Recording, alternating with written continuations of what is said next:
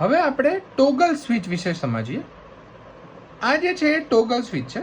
સેન્ટરમાં ઓફ અને ઓન.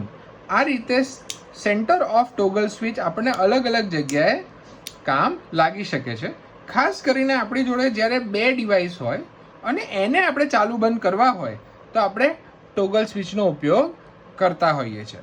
તો સૌપ્રથમ આપણે જેમ સર્કિટ બનાવીએ છીએ એમ આપણે સર્કિટ લઈશું. એના લાલ વાયરને આ બંનેના લાલ વાયર જોડે જોડી દઈશું. આપણે અત્યારે આમને સમાંતર જોડાણની જેમ લાલ વાયરને જોડી આપેલ છે. હવે આપણી જોડે જે બે આ કાળા આઉટપુટ છે માઇનસના, ત્યાં આપણે બે આઉટપુટ લઈશું. બેટરીના કાળા આઉટપુટને આપણે સ્વિચના સેન્ટરમાં આપીશું. આ જે આપણી ટોગલ સ્વિચ છે એના સેન્ટરમાં આપીશું.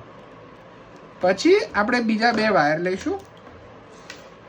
આ જે બે વાયર છે એ બંને વાયરને અહીંયા આપેલા બે ટર્મિનલ જોડે કનેક્ટ કરીશું.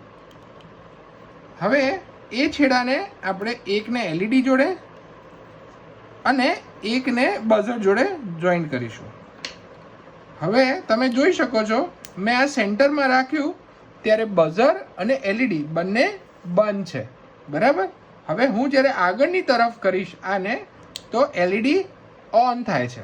હું સેન્ટરમાં લાવીશ તો બંને બંધ રહે છે અને હું પાછળની તરફ કરીશ તો બઝર ઓન થાય છે. તો આવી રીતે બે ડિવાઇસને ગમે ત્યારે ચાલુ બંધ જરૂર પ્રમાણે કરવા માટે આવી રીતે આપણે ટોગલ સ્વિચનો ઉપયોગ કરી શકીએ છીએ. આ લાઇટ અને આ બઝર. તો આની અંદર આપણે શું કર્યું સર્કિટમાં એ સમજીએ. તો સર્કિટની અંદર પોઝિટિવ જે છેડા છે એને ડાયરેક્ટ બેટરીથી કરંટ આપ્યો. નેગેટિવ છેડાની અંદર એક કોમન કરંટ બેટરીમાંથી સ્વિચમાં ગયો અને સ્વિચમાંથી બે છેડા આપણે બંને આઉટપુટને આપ્યા, એક એલઈડી અને એક બઝર.